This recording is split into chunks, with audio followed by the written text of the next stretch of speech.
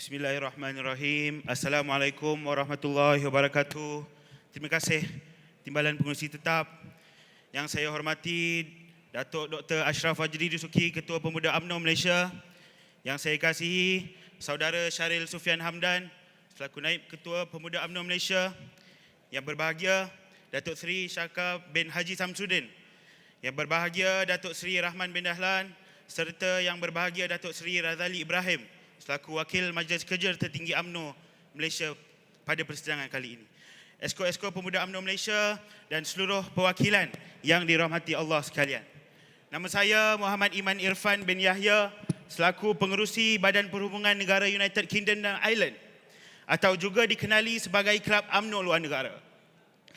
Saya mewakili rakan-rakan saya pada hari ini yang tidak dapat hadir atas batasan pandemik COVID-19.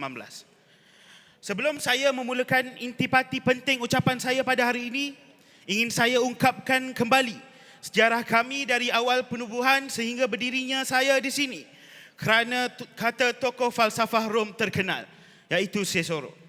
Untuk terus membutakan sejarah ialah ibarat ingin terus menjadi kanak-kanak. Penubuhan UMNO tidak lain tidak bukan didorong oleh usaha negarawan berpendidikan barat bersama-sama dengan kudrat anak bangsa yang menginginkan sebuah negara bangsa tanah Melayu yang merdeka.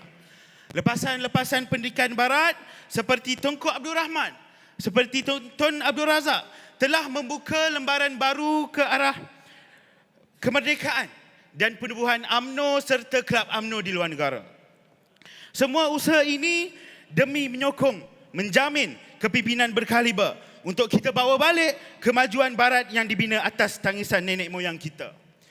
Daripada situ kita boleh lihat Kelab UMNO Luar Negara yang pertama ditubuhkan di London dan di New York pada tahun 1956 dan terus berkembang untuk memainkan peranan yang penting sebagai duta parti UMNO di luar negara. Kemuncak kegemilangannya kita boleh lihat pada tahun 2017 apabila Kelab UMNO Luar Negara mempunyai 79 cawangan di 17 buah negara. Namun seperti kisah-kisah sinetron dan drama pukul 7 yang lain, setiap kegemilangan dijodohkan dengan kejatuhan. Para perwakilan sekalian, saat ketua pemuda di hadapan saya ini lelah di Malaysia pasca PRU14, kami di luar negara juga turut merasakan yang sama. Kami lumpuh.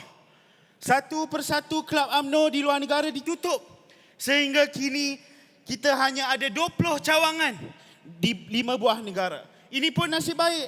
Baru-baru ini saya mendapat berita satu lagi cawangan Padang Indonesia akan dibuka kembali pada tahun ini. Malah di luar negara yang lebih tragisnya turut merasai peristiwa yang sama di rakan-rakan di Sabah. Demi kuasa, demi wang, beberapa Kelab UMNO luar negara telah berubah menjadi Kelab Bunga Raya. Kalau nak tahu apa itu Kelab Bunga Raya, kelab yang ditubuhkan oleh Bersatu bagi menggantikan UMNO di kelab di luar negara.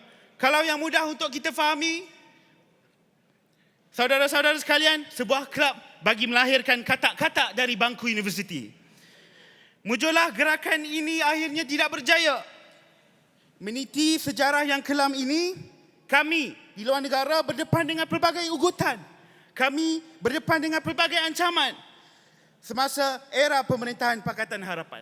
Sebagai contoh, Datuk Ketua Pemuda ada yang diugut untuk ditarik biasiswanya jika masih kekal aktif bersama Kelab UMNO Luar Negara. Namun, ini tidak pernah memadamkan semangat kami di sana. Kayanya sejarah, jitunya semangat terus membakar keazaman anak-anak UMNO di luar negara.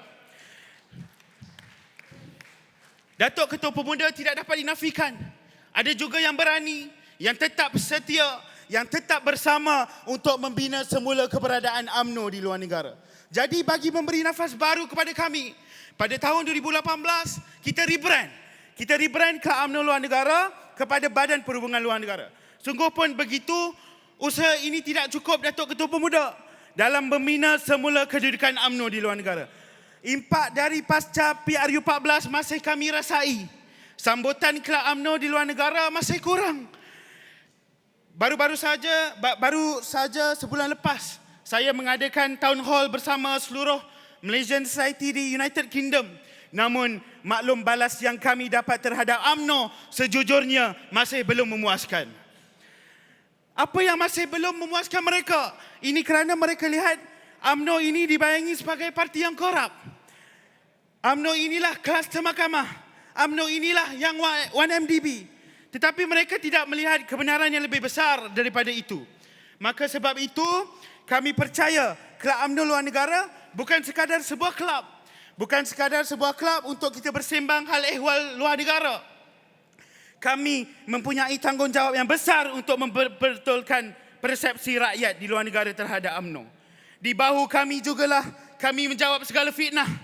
Kami menjawab segala tomahan terhadap parti kita. Tambahan pula Datuk Ketua Pemuda, dalam era permekasaan undi 18, cabaran kita semakin tidak boleh diramal. Para perwakilan sekalian, Kelab UMNO Luar Negara adalah keluarga kepada rakyat Malaysia di luar negara. Tempat anak-anak Melayu kita berteduh mendapatkan pertolongan dan sokongan sewajarnya. Kelab UMNO Luar Negara merupakan platform kepimpinan masa depan parti.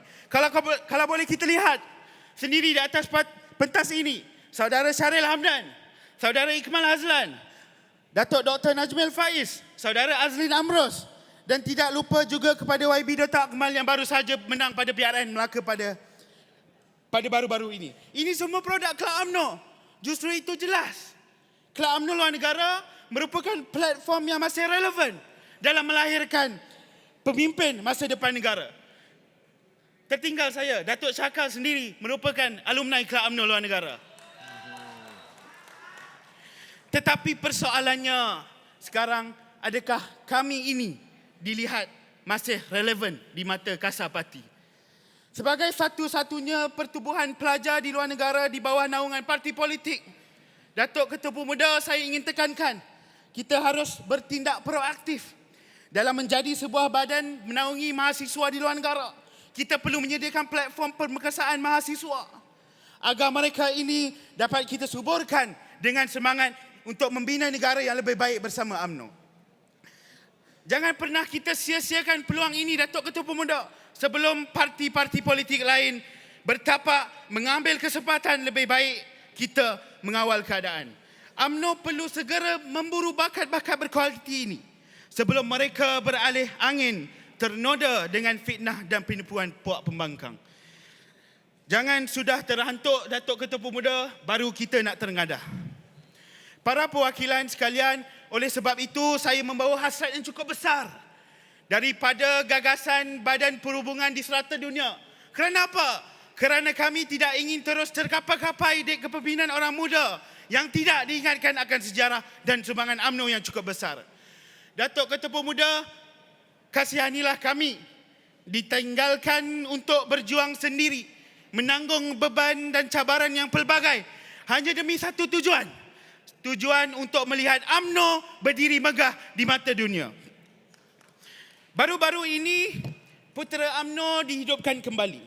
Kami di Kelab UMNO Luar Negara menyokong penuh segala inisiatif yang mendekatkan anak muda dengan UMNO. Namun Datuk Ketua Pemuda, kami harapkan apa yang kami ingin tekankan supaya Kelab UMNO Luar Negara juga diberi perhatian yang sama. Ini semua kerana apa? Kerana kita perlu bergerak dalam satu kemah yang besar bagi memperkasakan agenda anak muda. Masa depan yang kami impikan untuk UMNO adalah satu. Agar kita dapat bersatu hati, dapat bersatu tenaga, tanpa mengira biro, tanpa mengira kem, untuk membina UMNO yang lebih baik untuk anak muda. Jadi sebab itu, siapapun yang bertanggungjawab dalam menjaga Kelab UMNO Luar Negara, kami harapkan adalah ruang untuk kami berada dalam saf untuk sama-sama kita berjuang dalam PRU 15 nanti. Segala bentuk sokongan, dorongan kami dengan berbesar hati untuk menerimanya dengan seadanya. Tak kiralah masa Datuk Ketua Pemuda, tak kiralah tenaga, tak kiralah wang ringgit atau kepakaran sekalipun, semua itu sangat bernilai buat kami dalam mengukuhkan keadaan kami dan legasi UMNO di luar negara seperti dulu kala. Sidang perwakilan sekalian, akhir kata saya percaya masa lampau yang gelap kepada Kelab UMNO Luar Negara dalam masa 4 tahun yang lalu akan terhampus pada hari ini. dan masa depan yang cerah akan kita nyalakan bersama. Hasil tangan-tangan yang terus menjulang kami ini hanya untuk satu tujuan, untuk membina imej positif UMNO dan Barisan Nasional di luar negara. Sebagaimana kita mampu kembali meraih kepercayaan rakyat Malaysia, sebagaimana kita mampu kembali meraih kepercayaan rakyat di Melaka, di Johor, begitu juga kami mampu melakukan perkara yang sama jika kapasiti yang sama dapat diberikan kepada kami.